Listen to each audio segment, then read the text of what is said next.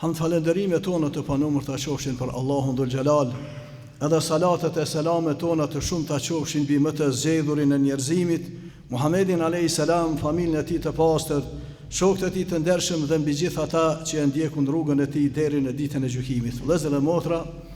vazhdojmë të shoqërohemi me fytyrën më të ndritshme, me të dërguarin ton, Muhammedin a.s. me dashurinë që ja kemi borx, edhe obligimet që i kem, edhe mënyra se si ma shkurt ne e shfaqim këtë dashurinë ndaj tij. Kemi fol pak a shumë rreth aspektit që ka të bën me vetë ndjenjen, me atë që ndin zemra dhe shpirti. Kemi fol pak a shumë rreth asaj se duhet njoft hadithin e sunetin e pejgamberit al-Islam e mandej zbatu së pari në vetet tona, në praktikën tonë ditore, e që mendoj se është padyshim shfaqje e dashurisë ndaj pejgamberit al-Islam. Sot inshallah 2-3 fjalë pa dashur me u zgjat, do t'i flasim rreth asaj se nga mënyrat e shfaqjes së dashurisë ndaj pejgamberit al-Islam është po ashtu tash edhe njohja pra e hadithit, po edhe transmetimi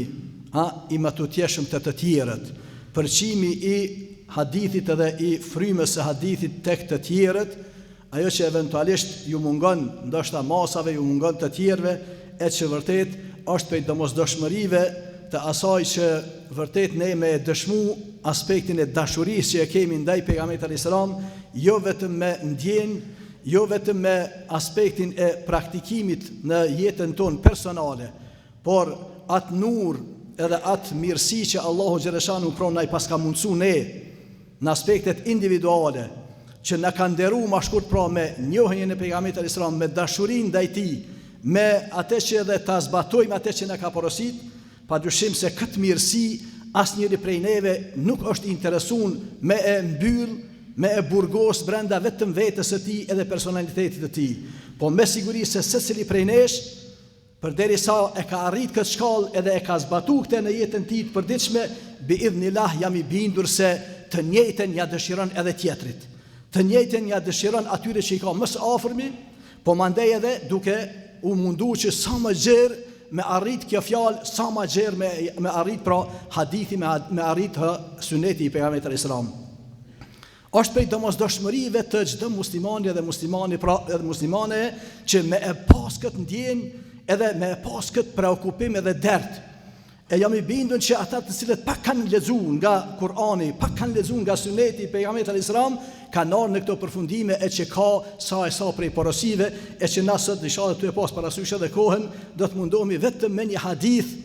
që pejgamberi al-Islam na ka ftuar dhe na ka thirrë, madje edhe i ka llogarit biidhnillah se vërtet të tillët janë prej atyre që Allahu xhaleshan do t'ja ndriçon inshallah fytyrat.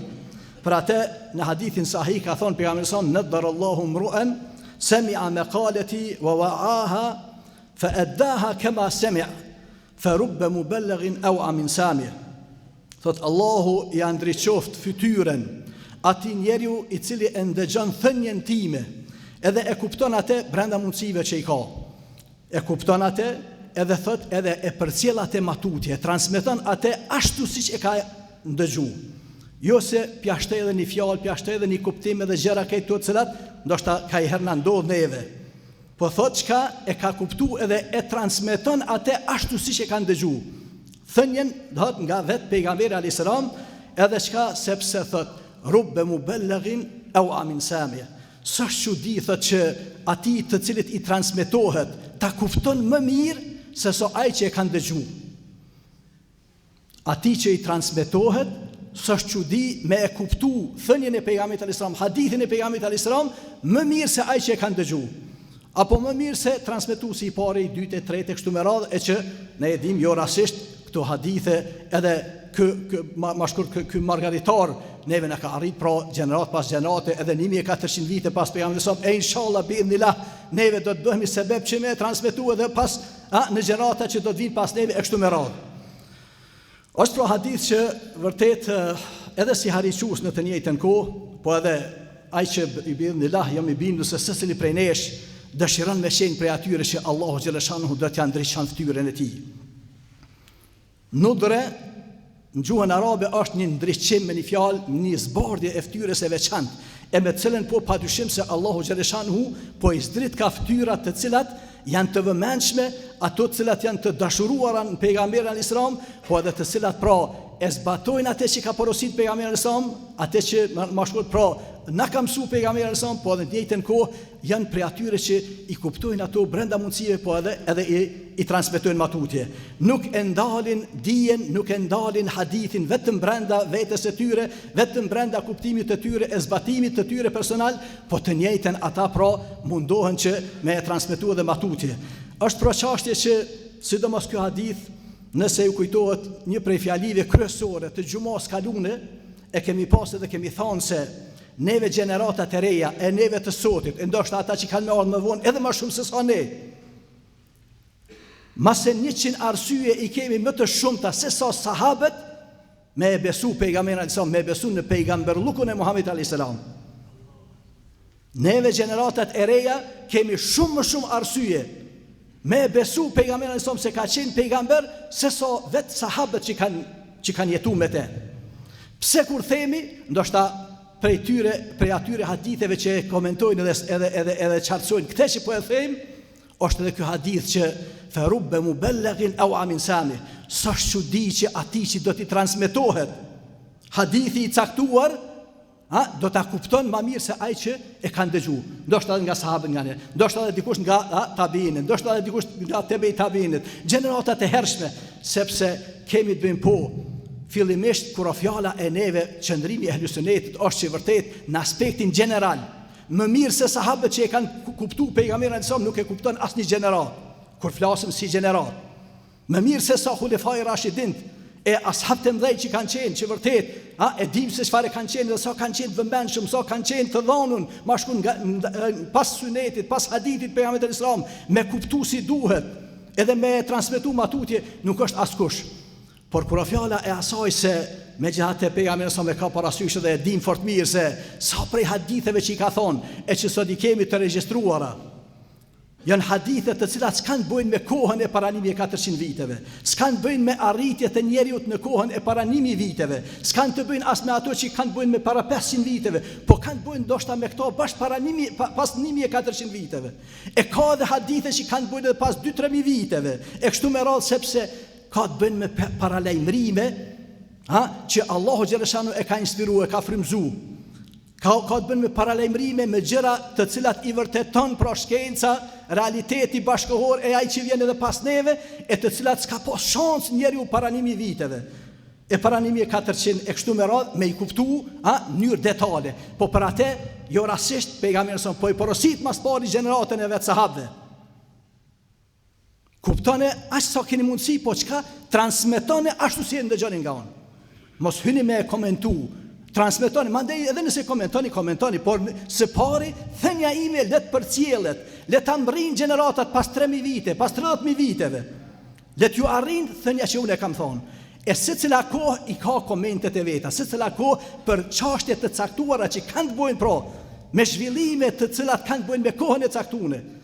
Ata mund ta kuptojnë ndoshta padyshim më mirë se sa që ndoshta e ka kuptuar një gjenerat përpara e kështu me radhë kështu. Për atë edhe vërtet sa prej haditheve me të cilat pejgamberi na njofton e që kemi fol diçka herën e kaluar e sa prej haditheve tjera që flasin e të cilat i vërteton vetëm koha bashkëkohore. Atë se vërtet vazhdimisht po e përsërisim, peçi kemi nis me fol për këtë temë. Wa ma yantiqu anil hawa in huwa illa wahyu yuha, nuk qet nga goja e tij, nuk thot asgjë pejgamberi sa vetëm duke qenë i inspiruar. E ai që është inspiruar nga Allahu xhaleshanu, atij që i zbret shpallja, ai nuk mundet me gabu. Neve tjerë krejt jemi të gabushëm, krejt gabojmë, teoritë ndryshme, qëndrime të ndryshme, edhe aspekte që kanë herë quajnë shkencore kështu me radhë. Sa prej tyre po kalon koha po e vrejmë se kanë qenë vetëm teori të caktuara. Teoria Darwinit e tjetrit e atij e këtij isha gjëra këto të cilat katërcifrisht janë vërtetuar, janë dëshmuar se s'kan bën fare me shkencë. Janë teori të cilat i ka shkel mo historia. Por ja se janë regjistruar, por kur fjala e atij që nuk flet nga mendja e tij, nuk flet nga vetëm arritja përmes leximit, e studimit, e hulumtimit, e që këto janë shumë të rëndësishme padyshim në jetën tonë. Por megjithatë, ajo që arrihet nga njeru i rëndënt, vetëm përmes leximit e studimit e shkencës kështu me radhë, megjithatë gjithmonë është e kontestueshme. Gjithmonë ekziston mundësia të vjen tjetri i cili është angazhuar më shumë, ka lexuar më shumë, ka studiu, ka hulumtu, ka arrit në zbulime shkencore të tjera, e cilat i argëzojnë teorinë më parshme. Prandaj këtu s'kemi të bëjmë me njerëz të tillë, këtu kemi të bëjmë me atë që është pro pejgamber. Ai që ka qenë i dërguar i Allahu xhaleshanu, ai që po na mëson që vërtet me qenë të vëmendshëm ndaj hadithit, ndaj sunetit të tij, jo vetëm në aspektin e dashurisë, jo vetëm në aspektin e zbatimit ton individual, po çka tash me bar dertin inshallah, edhe që këtë mirësi që Allahu na ka nderuar ne me transmetu matuti, mja u bar gjeneratave të reja, mja u bar të tjerëve që eventualisht janë në terr e vazhdojnë vërtet, ndoshta edhe mumbur me terrin që jetojnë në te për fat të keq. E sa prej të tillë dhe i kemi edhe sot për fat të keq. Inshallah Allahu xhaleshana po them na bën për atyre që pra me i kuptu këto porosie, këto mesazhe, pa dosht me u zgjeru, edhe me u mundu që vërtet atë që e kemi arrit, atë që e kemi mësu nga hadithi, nga suneti pejgamberit sa, mu mundu vërtet me qenë të sakt, me qenë të përpiknë te, edhe çatë që e kemi mësu, çatë me transmetu matutje. Po, e shka këte na e dim se vërtet kura fjala e zgjerimit në aspektet shkencore të hadithit të sunetit pejgamberit sa, është çështje e ulemave, dietarëve, hoxhallarëve kështu me radhë. Po na secili prej nesh jam i bindur që kemi diçka nga suneti, gjithsesi prej nesh bartim në veten tonë diçka nga hadithi. E që vërtet na gjithmonë duke pas parasysh se s'kemi të bëjmë me njerëz që janë duke studiuar drejt pas drejti hadithin e me njerëz të cilët janë duke kryer hoxhallok kështu me radhë. Së pari është e udhës, së paku është e udhës, asnjë prej neve mos më mbet pa e lexuar librin 40 hadithe të Nevaviut. Këto 40 hadithe të cilat janë një program i thjesht për çdo musliman e muslimane. E pak më shumë e që vërtet nuk ka të bën vetëm me dietare hoxhallar, edhe librin Riyadus Salihin, që është një libër pak më shumë hadithe, po që vërtet na mëson pra në aspektin ton personal, individual, familjar, se si me e zbatu dinin e Allahu xhaleshanu, se si me qenë inshallah mostër musliman që hecim inshallah në dy këmbë. Aqulu qawli hadha wastaghfirullaha li wa lakum fastaghfiruhu innahu samiun.